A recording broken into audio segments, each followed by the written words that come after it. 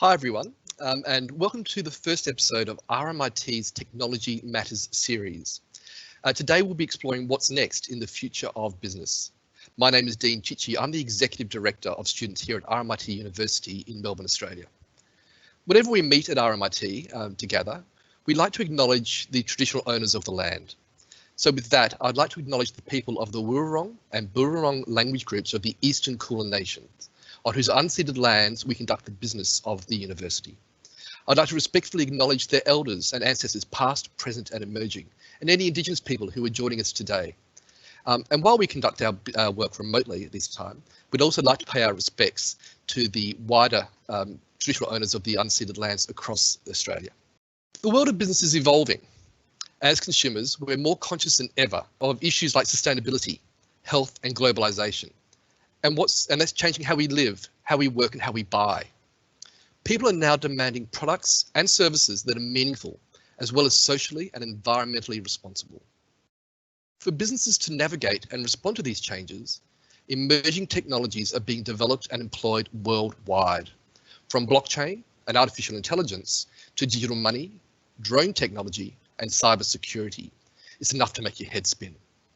To better understand what's next for business and technology, we've assembled an expert group of RMIT researchers, academics and industry professionals working at the intersection of these fields. So let's meet our panel members. First up, Dr. Julian Waters-Lynch is a lecturer in innovation and entrepreneurship in the School of Management at RMIT. His research explores the economic and social effects of emerging technology and how these changes impact the character of work.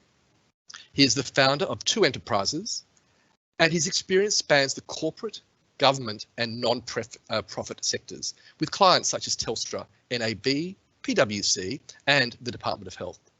Plus, he's the proud owner of a naughty ginger kitten who may make a very special guest appearance later today. Welcome, Julian. Hi everybody, nice to be here. Welcome. Next up, we have Associate Professor Ellie Rennie. Ellie is a Principal Research Fellow in RMIT's Digital Ethnography Research Centre. She is also a member of RMIT's Blockchain Innovation Hub and an Associate Investigator in the Centre for Automated Decision Making and Society. Ellie recently started writing a science fiction novel, but says today she'll try to stick to science fact. So thanks for joining us, Ellie. Thanks. And finally, we have Craig Fuller, Director of Amazon Australia Operations. Craig has over 20 years experience leading blue chip corporations in Asia, Europe and Australia, and has extensive experience in marketing, sales and operations. In 2015, Craig first joined the Amazon team in Japan, later relocating to Melbourne to lead the expansion of Amazon Australia and build their supply chain and transportation network. Having worked in Japan, Craig can now speak, read and write in Japanese. Konnichiwa, Craig. Great to have you aboard. Konnichiwa. It's a pleasure to be involved in the conversation today. Looking forward to it. Fantastic. So if you are listening in, you can join the conversation. You have an opportunity to submit your questions to our speakers. You can do this by entering the question on the panel to the right of the screen, so just up here. Feel free to send these through at any time during the presentation, and we'll do our best to address them at the end. This webinar also is being recorded and will be sent out by email with the slides post the event. Don't forget, if you are on Twitter, please use the hashtag RMITech or RMITech Matters if you're watching. Okay, let's get started. The first question is for you, Craig. If you're about to interview for a job at Amazon, chances are that you'll be asked a question about the founding principle of customer obsession. So help us out here. What is customer obsession? Yeah, customer obsession is really fundamental to us at Amazon. In our mission statement, we actually talk about we want to be the Earth's most customer-centric company, and we really go out of our way to make sure we bring that to life. I'll give you a good example about customer obsession. We know that when we put a promise date on a product on the website that people want to buy, we've got very high confidence that we'll be able to deliver that product to the customer's doorstep on or before that promise date. customer obsession also sort of permeates in the way that we work fundamentally. We always start with the customer and we work backwards. We've got disciplines and processes and tools that we use internally to make sure that we're taking into account the customer and the customer needs, and trying to think about solutions for the business that satisfies that customer. And one thing that we are very proud of at Amazon is that we pride ourselves in speed. And so we know that customers like speed, we know customers like selection, and we know customers like good prices. And so a big part of my role is trying to use our capabilities to make sure we deliver products as fast as we can. Fantastic. Thanks, Craig. I'm a customer who likes a good price, I can tell you that. Look, historically, one of the biggest barriers to becoming a business founder has been the funding. But with the rise of crowdsourcing platforms like Seedrs and peer-to-peer investment, options have increased for our would-be entrepreneurs out there. Julian, turning to you, what other emerging technology platforms or initiatives are helping young entrepreneurs to achieve their goals? Yeah, it's an interesting question. One of the ways this one is thought about is it's become cheaper to start a company, but it's in some ways it's become more difficult or costly to scale it.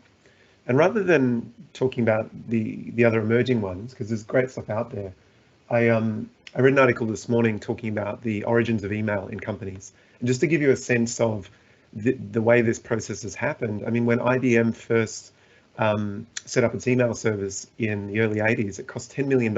It spent $10 million on setting up email and basically underestimated within a few days.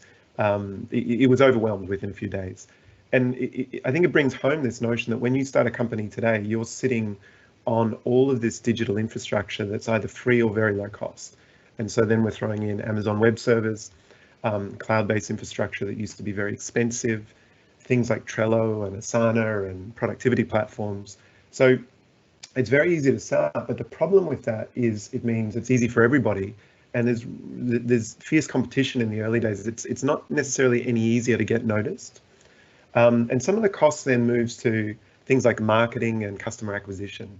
And I'll just give one example of that. Like, I don't know if anyone remembers the early days of crowdfunding platform videos, the early days of Kickstarter and Indiegogo, and there's often like people in their garage saying, look, I've got an idea and here it is. And they've created a lot of value in terms of testing early ideas, in terms of pre-sales. But now if you jump on those platforms, the videos look like, HBO's crafted them or something, or Netflix. Like they're slick, the narrative's good, the camera works great. So it doesn't make it any easier necessarily the existence of these platforms to stand out and attract interest and dollars. I'll pause it there. I've got plenty more to say about that, but we can come back to it. Thanks, Julian. I think you make a good point there. These platforms are ubiquitous, and I must admit, at times I feel I'm suffering from some platform fatigue. There's just so much out there that we can use to connect and to do our business. Okay, let's move on to the question of blockchain. And I must admit, I'm amongst those who don't fully understand what blockchain is, beyond the fact that it has something to do with Bitcoin. Turning to you, Ellie, and I understand you're a bit of an expert on this. How would you explain what blockchain technology is and what it allows us to do? Thanks, Dene. My favourite question, which I'm pretty sure I've never answered the same way twice. Essentially, I think the thing to keep in mind with blockchain is that it is a ledger. We've had ledgers for a long time. They tell us social facts about the world. They tell us who owes what, who owns what, and in what order, most importantly. But a blockchain is a different kind of ledger. It's a distributed ledger. I've got this infographic here from Deloitte, which is incredibly complicated, but is worth drilling down into a little. So if you look to the left-hand side, so it's got these bubbles underneath, and we can see that essentially we've got ledgers which can be held in one place, for instance, on the servers of a single company, and multiple people can access that, like a Salesforce database or the like. You can also have multiple people hosting that database, and it updates for all of them at the same time. We sometimes refer to them as distributed ledger technology, DLT, or private blockchains. A public blockchain is a bit different again. So with a public blockchain, pretty much anyone in the world who has the software and the hardware can become a node, can host the software of this blockchain, run that and participate in the security. And there's a whole lot of complexity underneath that around how that is made secure. And that also involves economic incentives and mathematical puzzles and the like, which I won't go into. But importantly, what that does, it enables us to transfer value across the internet in a way that we haven't been able to before. It can also be programmed. The information on that can be programmed, which means that we can do more than payments even. We can have registries, we can have machines being able to do payments between themselves. We can use it for supply chains, various uses. But while those activities are happening, they're doing so in what we call a trusted manner. So they're a trust machine. We've traditionally needed things like institutions to be able to handle that, the legal system, the banking system and the like. So blockchain is also an institutional technology. It performs those roles. And most importantly, it reduces the cost of trust because we can do it with a lot less overheads and without fewer checks and balances in between. I'll just give a very quick example of one blockchain project that I've been looking at recently, which was a pilot done by a collecting society in Australia called the Copyright Agency. So what it was doing is it was using blockchain to do resale royalties for Indigenous artists. So in Australia, when an artwork is sold for the second, third and subsequent times, a percentage of that sale still needs to go back to the artist.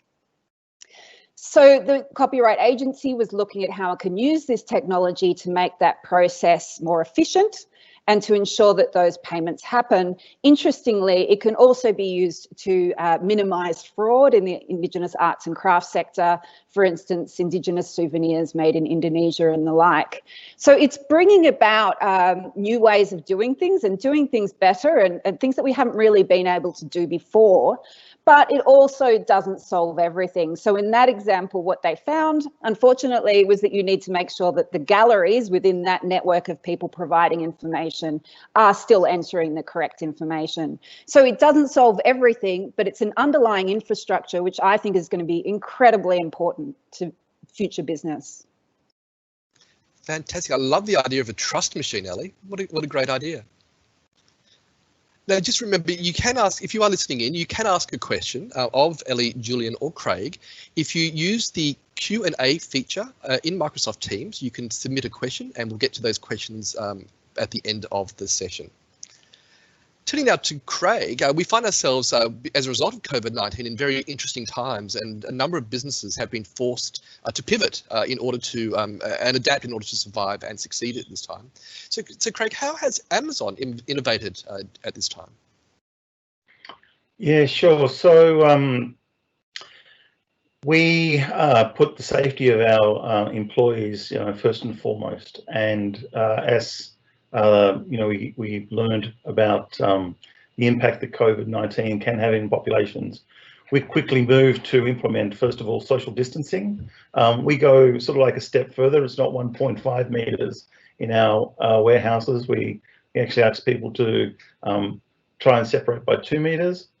We had to look at a lot of our processes, and particularly processes where people could possibly come in close contact with each other. So we had to re-engineer some of the for example, the packaging stations where we put the goods into the cardboard cartons.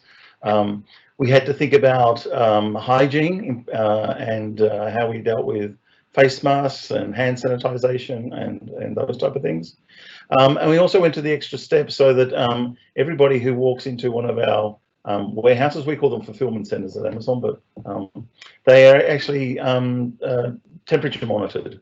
We've got thermal cameras in our entrances so that as people walk onto the site, we can just get a reading of their body temperature. And as a result of that, we know that they're not having a fever, and that's a good indication of not having the COVID-19. As I said before, with customer obsession, we wanted to make sure that any of the processes and changes that we made to our operation to ensure the safety of our people, we also didn't compromise our customer promises. And so during the COVID COVID-19 pandemic. We've also, kept working on speeding up our customer promise, making sure that we've got, good breadth of the selection. I can't tell you how much toilet paper we've bought in the last 8 weeks and, sold that to customers. So it's been, a challenging time, but I'm very proud to say that to date we've had 0 instances of anybody feeling unwell or not turning up or turning up to work with a fever. So it's a real positive success story. That is a good story. Thank you, Craig. And I think it's true to say at RMIT, we've also kept the health and safety and welfare of our students and our staff paramount in all of our decision making during this time. And what's been interesting as an employee, I'm now working remotely, and I've been doing this now for a couple of weeks. And many businesses like RMIT and Amazon have had to very quickly adapt to some of the technologies. But the truth is we've actually had some of these technologies for a while that have allowed us to work from home. But we haven't actually seen a big uptake in this style of working up until now. Julian, why do you think that might be? Yeah, this is kind of in my wheelhouse, this one. So what's interesting about this topic to me is this idea of what was then called telecommuting has been proposed for a very long time, and really back in the 70s after the oil shock. Someone called Jack Niles proposed this idea of, he basically said, why are we sitting on freeways in LA clustered getting irritable? Why don't we decentralize work? And he wrote a series of papers. They got picked up by futurists like Alvin Toffler or management theorists like Peter Drucker later in the 80s. And everyone that looked at the data thought, this is going to happen. This is just around the corner, right? We're going to have this decentralization of how we organize, get rid of the commutes. And they're all puzzled about at the seeming resistance or the slowness of the uptake. And certainly Jack Niles concluded, he said, I just underestimated how difficult it was to change management ideas, management habits, and really the culture of organizing that expects people to turn up. And what's really fascinating when you look at the research on this is most of the studies conclude that people are more productive when they work at home and generally happier, with a few wrinkles. And there's a very famous paper called, I think it's called Working or Shirking from Home, that really challenges this idea that people are going to slack off, by Nick Bloom from Stanford. And it's a good one because they take a Chinese call center firm and get half of the workers to work from home, the other half to come into the office, and then just analyze the productivity really closely. And they found they got a 13% uptick from the workers at home, and a 50% decline in attrition rate. So that means they didn't want to change jobs. And some of the subjective well-being accounts were higher too.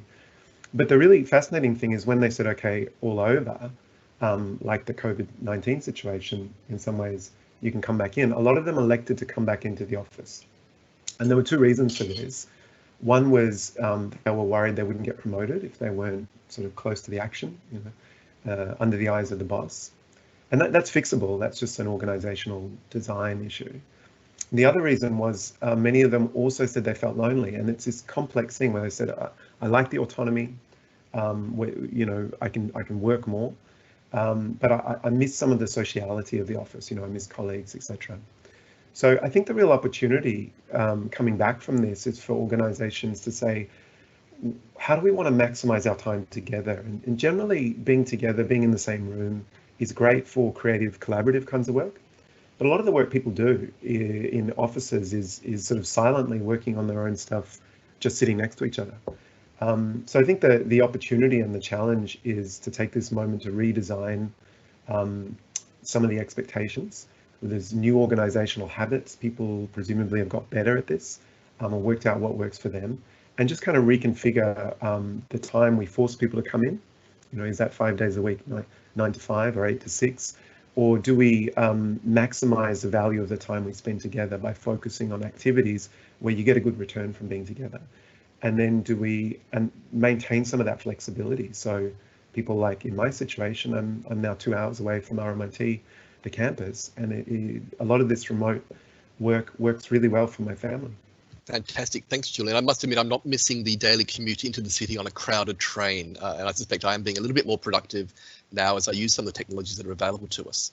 One of the things, though, I have got a little bit more involved in, unfortunately, is online shopping. Bit of a habit. But anyway, so the shift to cashless shopping, though, in Australia has really accelerated in recent times. So perhaps led by the fears around the exchange of money and how that might contribute to the spread of COVID-19. But also, as I say, being home and maybe needing some goods. And Craig, of course, is joining us. You know, I can buy stuff very quickly and easily.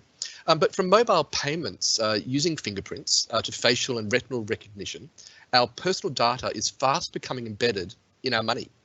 Ellie, I think you're a bit of an expert on this one. What are the possibilities does this kind of technology present, and what does it mean for everyday people? Well, you're right. COVID is accelerating the digital economy on many fronts, and payments are part of that. Payments, of course, have been digital for many of us for a long time. In China, for instance, you can pay just by smiling at a machine. So that's Alipay's Smile Pay. And in Sweden, they're predicted to be entirely cash-free sometime in the near future. The last stats I saw, which were not even that recent, was that 15% of people in Sweden said that the last payment they made was by cash. So that's a very small amount of cash that they're using there. And COVID is definitely accelerating that trend. I can see that here in my hometown of Melbourne. And that has benefits for businesses and for government. For citizens, it raises some issues. So government's always found cash problematic, actually, because it can be used for illicit activities. It's a very private way of transacting. So governments probably like the shift to electronic payments, although that raises surveillance concerns in countries where they don't have privacy protections around financial data. In Australia, we have quite good privacy protections for financial transactions. Interestingly, in China, when people were asked about Smile Pay, their biggest concern wasn't privacy, but it was that they look ugly on the machines. So the last I read was that they were looking at installing some beautification technology into Smile Pay. But, you know, banks essentially have always been information businesses. They know a lot about us and they tell us how much we're allowed to borrow and the like. But now big tech is moving into the payment space. Amazon is one of these companies, and they're actually better at information than banks. The concern, I think, is not so much that they can see our financial transactions. Visa and MasterCard or loyalty schemes have been able to do that for some time. It's probably more that they can combine that data with other data that they have gathered about us through their other services. And they can use that to determine outcomes, you know, actual effects in our life, such as whether we get a loan or our insurance premiums. So, you know, some people call this, you know, the kind of data discrimination, which, for example, as a woman, I might only see advertisements for jobs online that pay lower than what men would be exposed to in those job adverts, because it's looking at a history of women having lower salaries than men.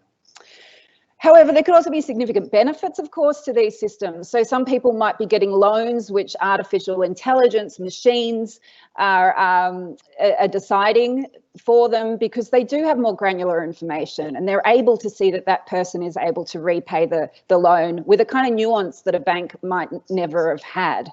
So that is important. So we need to be thinking about how we can design systems so that they produce better outcomes than what we've had before. Things like privacy by design are extremely important. And I think we also need to think about, as more of these services and payments move online together, we need to think about who's excluded. So Libra, for instance, which is a spin-off from Facebook, it's talking about stable coins and crypto wallets and the like. They're promoting that this will be great for financial inclusion and that people who are unbanked will now be able to do payments and receive services far more easily. But let's also think about those people that don't have digital infrastructure or that fall in and out of credit and can't always access these services. So these are difficult questions. There's a lot more to think about, but there's some interesting possibilities on the horizon. Fantastic. Thank you, Ellie. I like the idea of smile pay, but I suspect I would need hair and makeup every time I left the house to go shopping, which probably wouldn't be good. Look, there is still time, if you are listening in, to join the conversation. If you do have any questions you'd like our panel to answer, use the Q&A function in the Teams site, and we'll see those questions and we'll get them going. But let's go to some of the questions we've received already. The first question is a question for you, Julian. As someone who has a business idea and wants to start a new venture, what's one of the most important pieces of advice that you would give them? So this is Sophie's question. Hey, good question. Thanks for the question. The one piece of advice is start early, start by starting and do it, jump in. And to kind of double click down on that, sometimes people think, well, I've got this idea and I don't want to tell anybody yet, and I should build something first or file a patent. Most of the research and the ideas about launching an enterprise says, look, the idea you begin with is almost never the idea that ends up actually finding what's often called product market fit. So it tends to need to go through a number of these iterations. And the best way to start that process is try and find people that you think would be potential customers of this, your target segment, and try and understand what issue they're having with the current way of solving the problem that your business proposes to do better. You know, usually for somebody to adopt it, what you're offering needs to be better, faster, cheaper, more convenient. Some way it needs to be better than how they're currently addressing that issue. And if you can't find anyone that has a kind of problem that they're really willing to pay for, that sends a really important signal early on. So don't spend too much money. Don't invest big money in building a version until you've got out there and tested that idea. And also the final bit, because we've got Amazon, we've got someone from Amazon here, you know, it's balancing that with not being put off if people say your idea is no good. When Jeff Bezos launched Amazon in 1996, he was made fun of, I think, in the New York Times, but by saying, people said, look, no one's going to want to buy books online, right? You know, books are things that you want to touch and feel. So that all looks pretty silly today. So don't be disheartened by negative feedback, but listen very closely to potential customer feedback. That's the advice.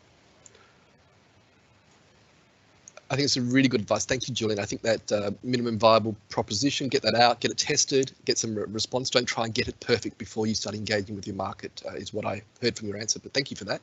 The next question from our audience is for you, Ellie. Are you ready for this one? What is the best way to get into the blockchain industry? And would it be advantageous to be in it? Additionally, also as a follow-up question here, would it be feasible to start a blockchain consultancy firm? What do you think, Ellie? It's a high-risk business right now, blockchain. I'm not going to lie about that. Look, I think it's really important to understand blockchain. We see things coming online now, like, for instance, the Chinese national blockchain, the BSN, which will become the digital Silk Road for anyone trading and interacting with China. So understanding this technology, ensuring that whatever company you start has the tools to be able to engage with, for instance, supply chains and other services that are using blockchain is going to be important. In terms of starting your own blockchain company, look, I mean, the days of initial coin offerings where people were making a ton of money, those days were 2017, are very much over. And, you know, a lot of blockchain companies are currently failing. It's not unlike the dot-com bubble. So where we had a lot of small startups making a lot of money, but folding and not really getting to market. But of course, one of those was Amazon. And look where they are now today. So I'm not going to say don't do it, but you'd want to be very careful and have the right people and the right skills on board, and think very carefully about which blockchains you're developing on. Look at the ones where the most developer activity is occurring, get involved, really connect with those communities. Definitely don't just jump into it, would be my advice. Fantastic. Thank you, Ellie. That's so 2017. It seems like so long ago. Now, remember, if you are listening in today and you want to tweet any of the insights you are learning today, the hashtag is hashtag RMIT, RMI Tech Matters. Okay, now we mentioned Amazon there. Let's have a question for Craig from Amazon. If someone was looking for a career at Amazon, what might be some of the career pathways they might want to explore? Yeah, no, it's Amazon, particularly in Australia. We've been recruiting a lot of people over the last couple of years as we've built our network. We do have programs where we do recruit from university campuses. We do have programs where we recruit from the military. We do have a program for MBA graduates, which we call Pathways, which is a senior leadership program to, get MBA students into Amazon to take on senior leadership roles.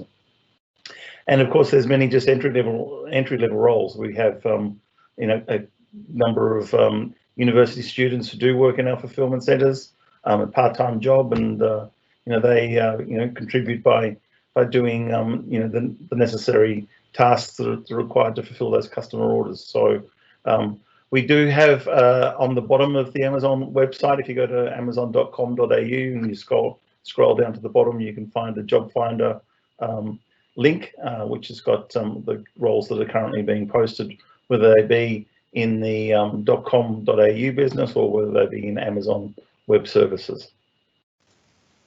Fantastic. Thank you very much, Craig. Turning back to Ellie, look, Ellie, we're getting lots of questions about blockchain. It's a topic of great interest. And the question Ellie, is, can blockchain be used in the stock market for conducting self-learning machine trades? And if yes, what would the programs look like? Most blockchain activity at the moment is around trading. There's probably a few different points to make here. So the Australian Stock Exchange, the ASX, already uses blockchain technology in the background.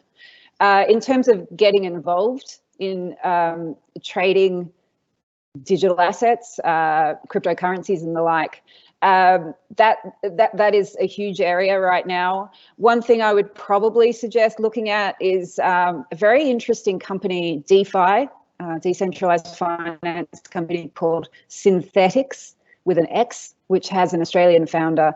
They had a test net the other day that I was playing around with, and I'm not a trader, it's not my area, but I've been delving into it just so I can learn more about the technology. And again, it's a strange world because, of course, cryptocurrencies are extremely volatile.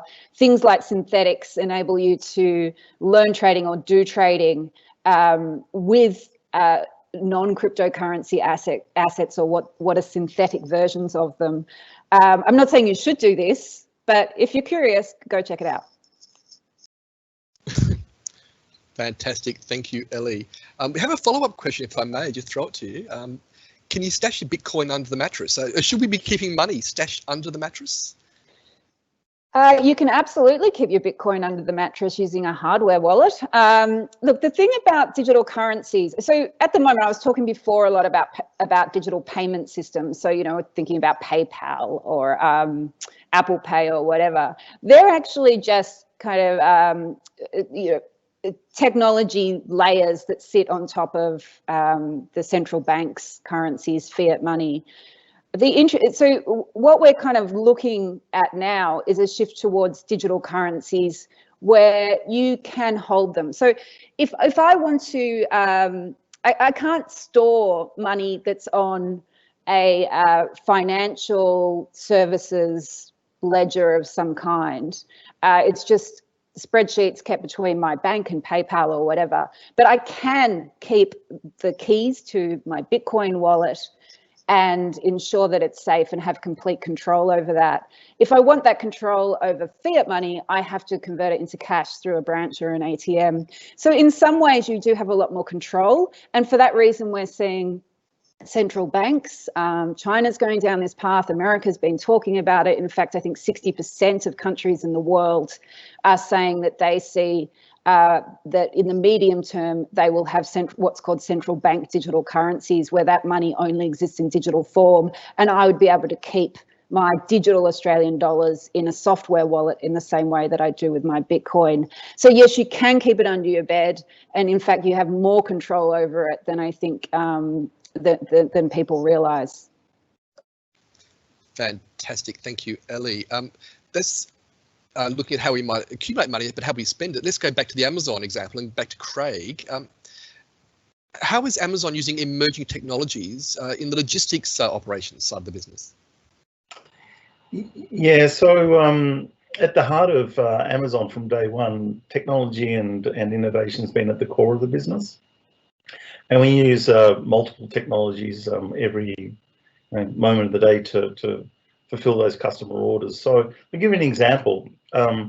When we know that you're shopping online, and you've obviously got an account and you've signed up to Amazon, one thing we know is we know your postcode, and so therefore we work out from the products that you're looking to order the fastest way to fulfill those orders to you. So which warehouse should those products come from? That's a fairly simple decision, but we do have duplication of inventory so that we can really fulfill that customer order as quickly as we can. We also use a lot of interface technologies with our third-party transportation carrier companies, so we can make sure that we track and trace all of the parcels right to the customer's doorstep. We've got very good relationships with those third-party carriers so that we can ensure that the customer orders are met by the promised date that we give. We use obviously a lot of barcoding technology in the warehouse. If you had a job in an Amazon warehouse, you'd certainly be walking around with a scanner.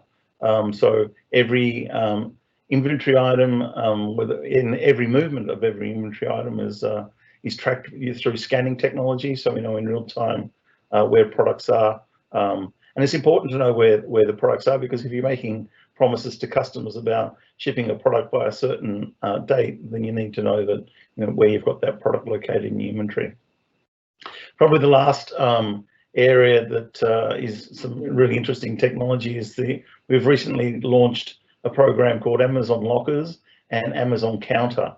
So Amazon Lockers is fairly straightforward. We have these locker banks in key locations, and you can go up to that locker room with the use of your mobile telephone, open a particular locker door, and there's your parcel. So that's fairly standard technology. But it's counters, which is interesting.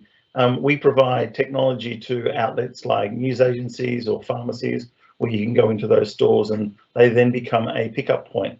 And it's the Amazon technology that's sitting on their mobile phones in the store that allow that pickup location technology to happen. So, it's something that we pride ourselves in, and something that over the history of Amazon, it's been a constant question. At Amazon, we have this expression that's called "It's always day one," and that is a reminder that it's such a unknown, limitless world that we're in with internet and internet technology. So we always think that the future is just so exciting, and it's sort of what drives us to excel in our roles in the company. Fantastic. Thank you, Craig. Yes, the future is indeed exciting. Now, Julian, you are a lecturer in the School of Management here at RMIT, and one of the things that you lecture in is entrepreneurship. We have a final question for this part of the proceedings is, how does RMIT support young entrepreneurs? Sure. Just making sure I unmuted myself. Yeah, I love this question. So there's a bunch of things we do, which I'll list, but I want to set up a kind of mental model that I often share with my students around how to approach the university more entrepreneurially. So there's a kind of old model of doing university where you turn up and you go to the lectures and tutorials, which I encourage everyone to do. But I say there's like these two different computer games. You can play it like Tetris, where you just do the tests, do the exam, or you can approach university more like something like World of Warcraft. It's like this open video game where you're trying to find resources, you're trying to find quests to go on. And my sense is university is more heading in that direction. So there's things like the Activator, which is like an accelerator or an incubator for new business ideas that no one is required to go to. But if you've got an idea and you're connected to the university, you can get support, mentorship, early stage funding, and also be connected to a community of other nascent entrepreneurs. There's programs like Fast Track that Professor Rennie runs in our program. So this is in partnership with NAB, where students are working in teams on an innovation challenge set by the industry partner. My subject, driving innovation in organizations, is a work integrated learning subject. So that means students are working on real world problems with organizations, and sometimes they end up getting offered a job after it. And so it's more of the way to take advantage of it, I think, is rather than try and get the best marks possible, which can be important or necessary but not sufficient, it's really about making stuff, building stuff, testing and demonstrating a portfolio of things you've done. The other thing we try and do is forge really strong links with the ecosystem in Melbourne. So Startup Victoria, LaunchVic, these guys are running events, they have funding rounds, etc. So in terms of entrepreneurship specifically, one of the best things we can do is get you well connected and set up, knowing other entrepreneurs, starting to meet investors, and we know on the research that's what makes a real difference. Fantastic. Thank you, Julian. Just before we come to a close, I'd like to just throw to our three experts and just pose one question about the future. The future is clearly exciting, but what, for each of you, and I'll start with you, Julian, then Ellie, then Craig, what transformations are you most excited about in the world of business? Yeah, well, it's hard not to think about it through the present moment of COVID-19. The thing that I'm super interested in is the potential unlock of easing that relationship between location and where your work is. I mean, if we think about the 20th century, the 21st century, there's been this really one-way movement into cities all around the world, and a really powerful concentration of economic activity, especially innovation and entrepreneurship, the sort of new economic activity in the inner parts of major cities. And this has put immense pressure on, congestion and public transport and cost of housing, etc. But the trade-offs were still, it wasn't really worth it for a lot of people to move away from the action. And if we can just ease that a little bit, it doesn't mean work from home forever, but it does allow people to potentially revitalize the suburbs or the regions by moving a bit further away, not commuting into the office at the same time every day. I think that's a really powerful unlock in terms of spreading around economic prosperity, but also improving well-being and lifestyle choices. Fantastic. Thanks, Julian. We're going to change the order a little bit here. We're going to go to Craig for your response to the question. What are you most excited about in the world of business and technology? The thing that keeps impressing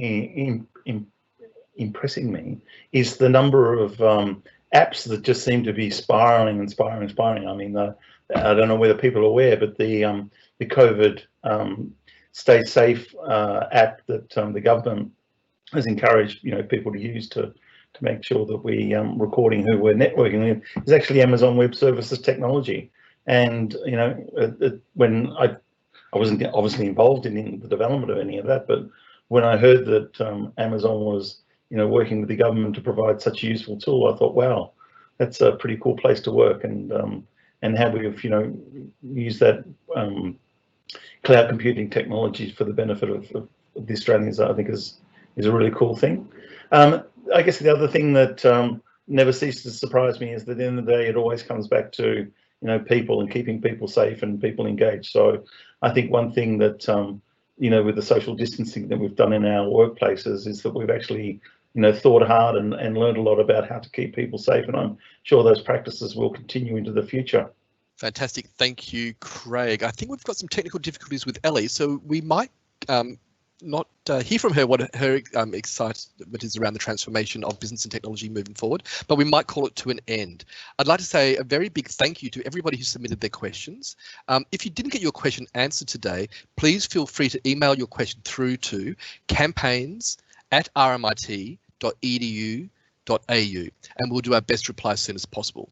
I'd like to say a very big thank you to our experts today, Ellie, Craig and Julian, and thank you to everyone for attending today's webinar, Technology Matters, the Future of Business. So on behalf of RMIT, thank you for joining us and enjoy the rest of your day.